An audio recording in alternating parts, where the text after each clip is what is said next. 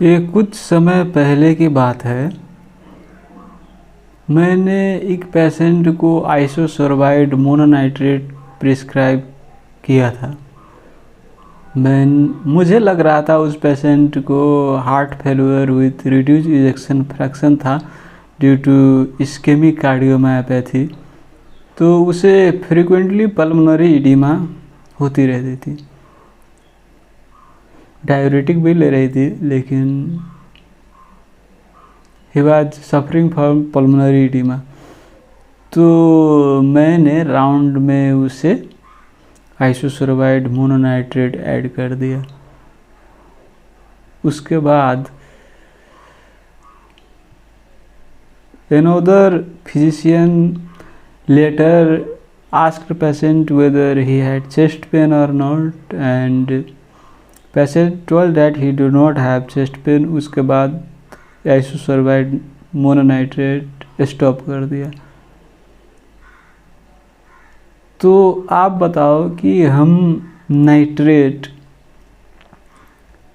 Chest pain अगर हो तभी देते हैं कि उसके अलावा भी इंडिकेशन है नाइट्रेट्स की? हार्ट फेल्यूर सब में हम क्यों देते हैं नाइट्रेट्स? क्योंकि वो प्रीलोड कम करता है ना, इन्फीरियर वेना कावा को डायलेट कर देता है और हार्ट में उतनी ब्लड नहीं जाती है, उतनी स्ट्रेस नहीं पड़ती है। जितनी ब्लड जाएगी उतनी वेंट्रिकल को स्ट्रेस होगी, उतनी इस्कीमिया एग्रेवेट होगी। नाइट्रेट कोरोनरी आर्टरी सब को भी डायलेट करता है, ऑक्सीजनेशन को इम्प्रूव करता है।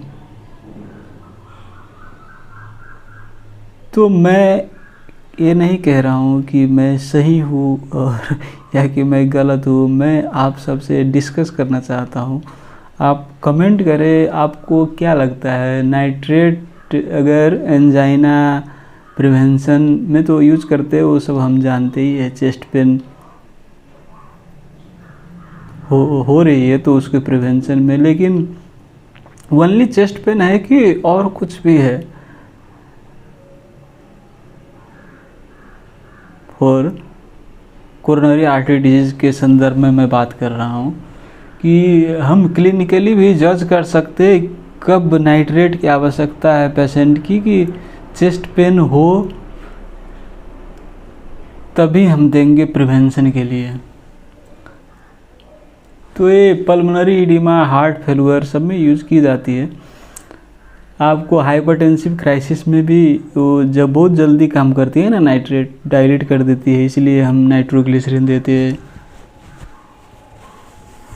उसके अलावा आपकी इसोफेजियल स्पाज्म में यूज की जाती है।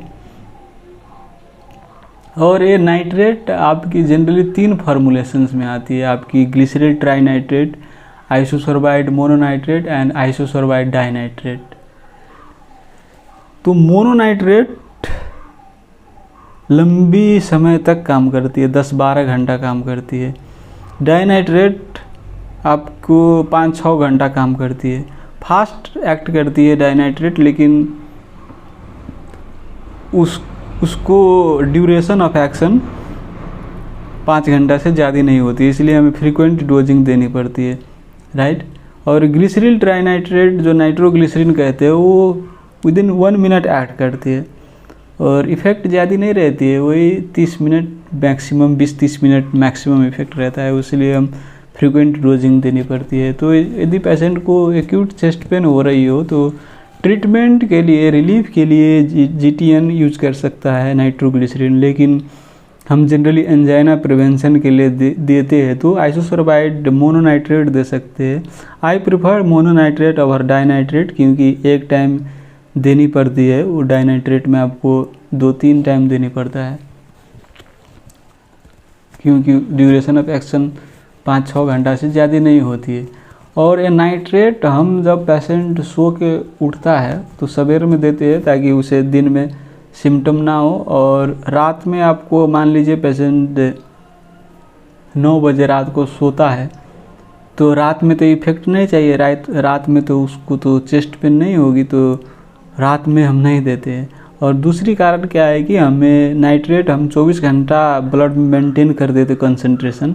If you maintain concentration of nitrates for 24 hours तो नाइट्रेट टॉलरेंस होने लगती है। कहने का अर्थ वो नाइट्रेट काम नहीं करती है क्योंकि रिसेप्टर सब ऑक्यूपाई हो जाती है। इसलिए हम कुछ देर के लिए हॉलीडे देते हैं। हॉलीडे कहने का अर्थ नाइट्रेट की कंसंट्रेशन ब्लड में ना हो, इसलिए वो रिसेप्टर सब एक्टिवेट हो और उसके बाद फिर नाइट्रेट देंगे तो फिर काम करेगा, राइट। तो दिस इज नाइट्रेट टॉलरेंस।